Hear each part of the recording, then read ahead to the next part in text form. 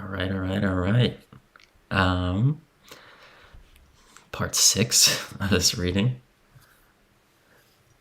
Let me just start a timer. Gonna go a little shorter today, 20 minutes. And let's see if I can find where I left off just from memory.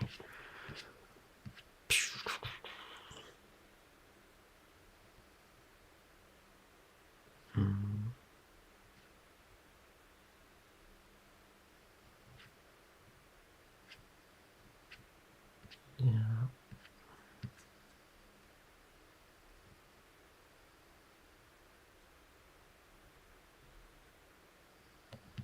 Okay, I read this, but this is just sticking out to me. What does he mean by this mentally stable? If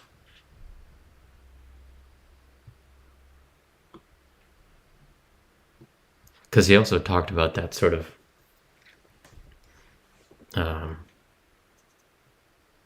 cyclical effect of like putting himself out there and then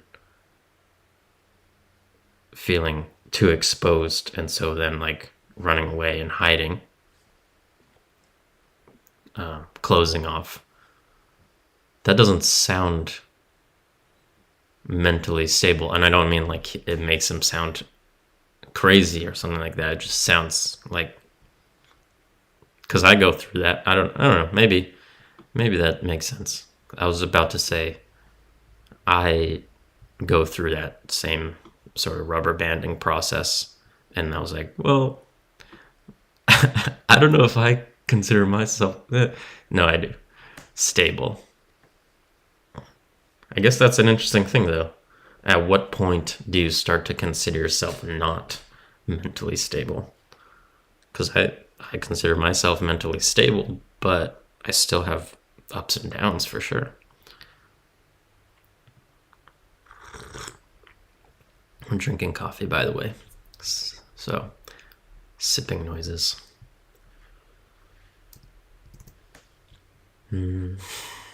Okay. I read this. Yeah, this thing. Why? This doesn't necessarily sound stable. Jags. A jag is like jagged. Jagged is not stable. But anyway, that's not a criticism. It's just curious. Yeah,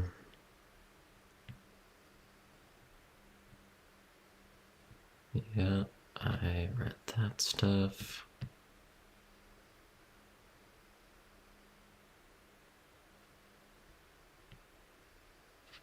I don't think I read this stuff. All right, so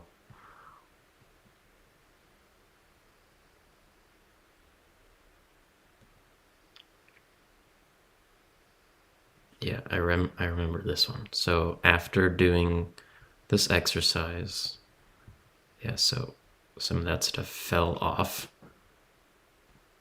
Ugly parts of my self-conception, right? That's kind of where I was picking that apart a little bit, just to think about what is being said there, or what could be being said there. Because when you talk about parts, the first thing that comes to mind is IFS, internal family systems. And yet, the way that he's using it here, it doesn't sound like an IFS framework. Because it's part of his self-conception. So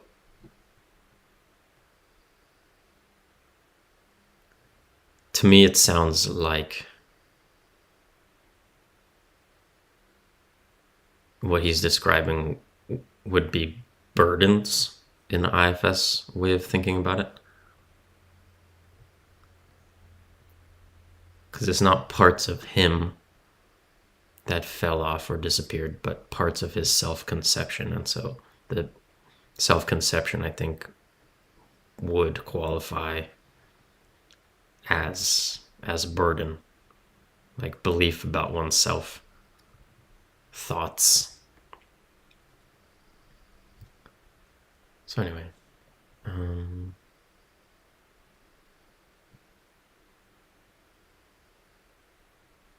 this is like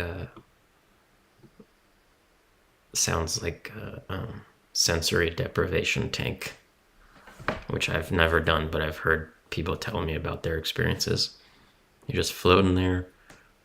The water is the same temperature as your body, so you can't really feel it. It's very salty, so you float. And it's pitch black, so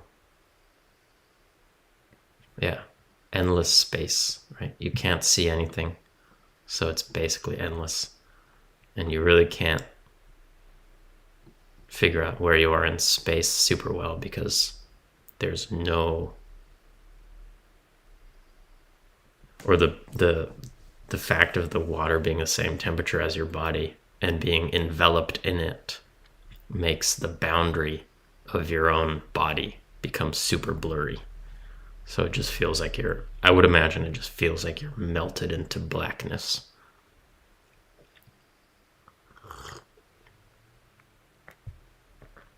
All right, so the next day,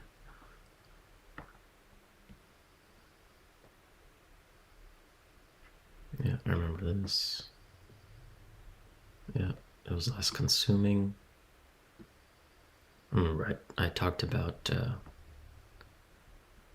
how self-coercion creates extra work. Yeah, less need for affirmation and less terror at being seen. That's a big deal. I was just thinking about this last night in how I've used Twitter in the past, and how embedded in my use of Twitter is the need, or like the search for affirmation or validation and approval. You know, like all these random ass thoughts that I have, or random questions, or random insights, rather than just, sit with them privately and appreciate them for what they are, and think about them for myself.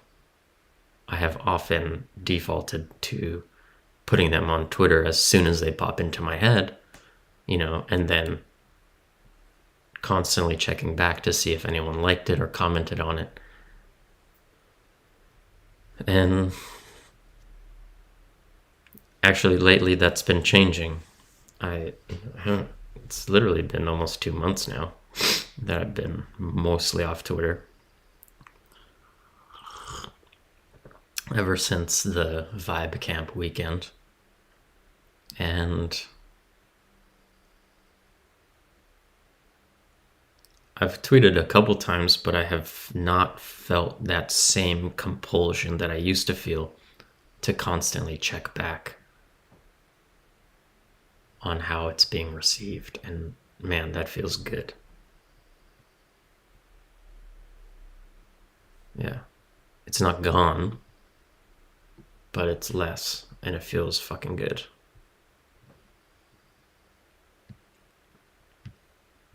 And then that's cool too. He's very realistic and doesn't paint a utopian picture of what happened, this shit still does come back sometimes, roaring back.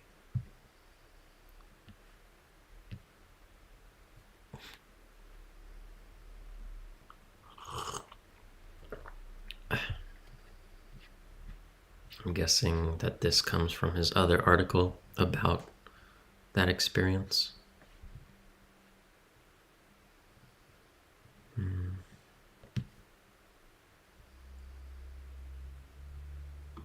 This is interesting. I've heard this as well about quite a few times. And I certainly feel as if I move slowly through the world. I speak slowly. I feel like I think slowly. certainly in comparison to many people I've known and worked with. And yeah, it's made me wonder about that. Why is it so slow? Why is my thoughts, why are my thoughts so slow? I don't know. Maybe I'm way more depressed than I realize. Honestly, I wouldn't debate that. I'm working on getting deeper access to that stuff. So if I am depressed, I'm certainly way less depressed than I used to be.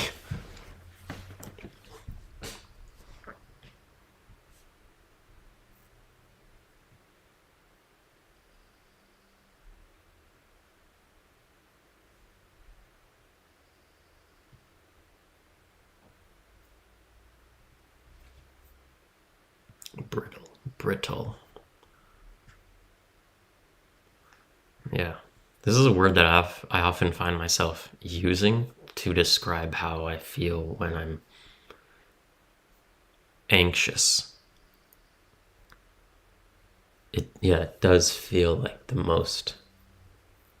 one of the most accurate descriptions of it, that like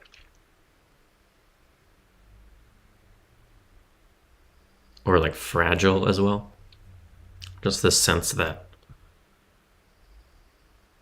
there's something under the surface and there's like a veneer of keeping things together that could easily shatter. Like if something else happened or if something else stressful showed up in my world all of a sudden, I would break, that sometimes is how it feels when I'm feeling more anxious.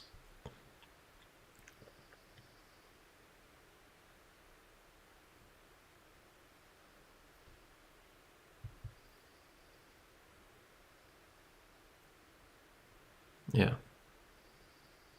This vigilance to avoid parts of yourself and things that you're feeling. You're creating internal boundaries, trying to close off deep wells of feeling within you, and those boundaries can be pretty brittle.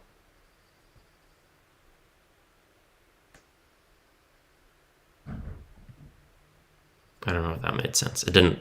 Once I said it, didn't really feel like a great metaphor, really. Whatever.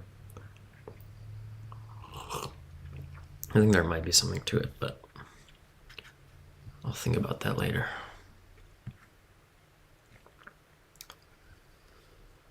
Photoshop your consciousness on an ongoing basis.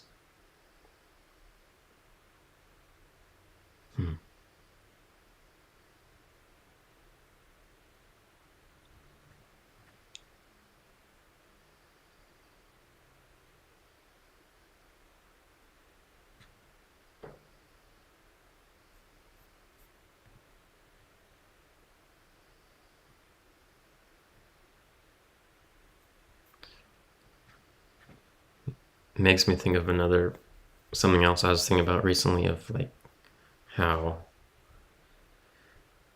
I think part of my hesitation sometimes to write fully fledged articles or anything is not wanting to basically do the equivalent of like influencer lifestyle kind of stuff that you might find on Instagram, but like the intellectual version of that, where you might find hot people on Instagram taking really sexy pictures of themselves and showing off where they're traveling and, oh, look how wonderful my life is. And a lot of times, yeah, it is manicured. Not all the time, but sometimes it literally is fake.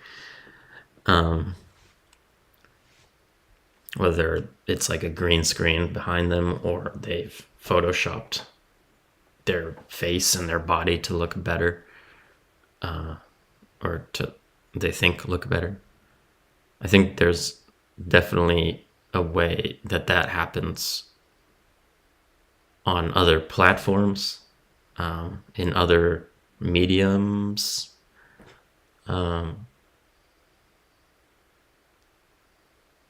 Yeah, where it's not so much about look at me, look how hot I am, look at my lifestyle, but it's like look how smart I am, look how insightful I am, look how deep I am, look how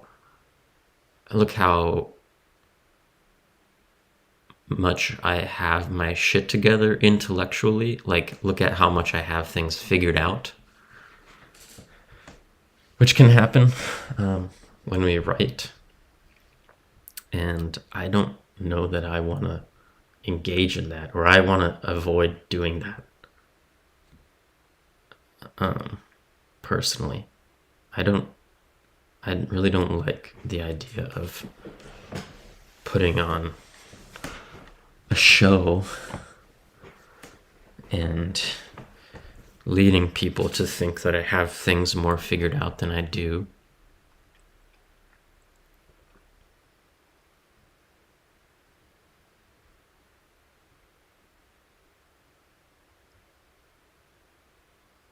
Like, it's one thing to write fictional stuff, to make up a character, but it's another thing to present yourself in a way that is inaccurate. It's basically photoshopping your own intellect, photoshopping your own emotional life, I don't know. I think they're very similar. To say that you're more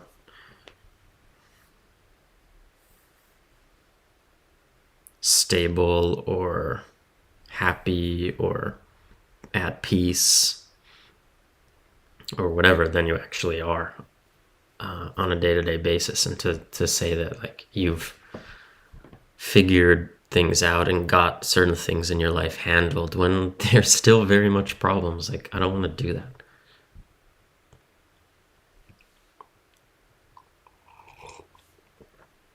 But I definitely feel the impulse to do it. I can totally understand that. Anyway, this timer's gonna go off in 2 minutes.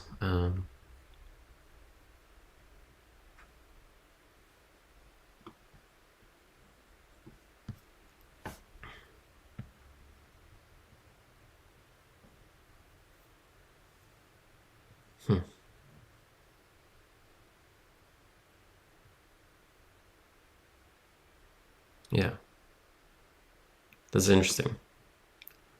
The wall of concepts that you place in front of people. He's not necessarily saying this, but it sounds very similar to just saying like objectifying people.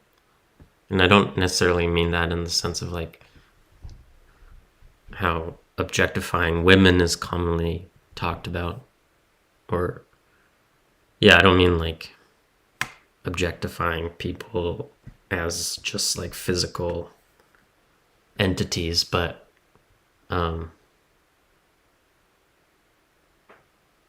there's all sorts of ways in which we conceptualize people and thus simplify them for ourselves, which can be very helpful to do, but it also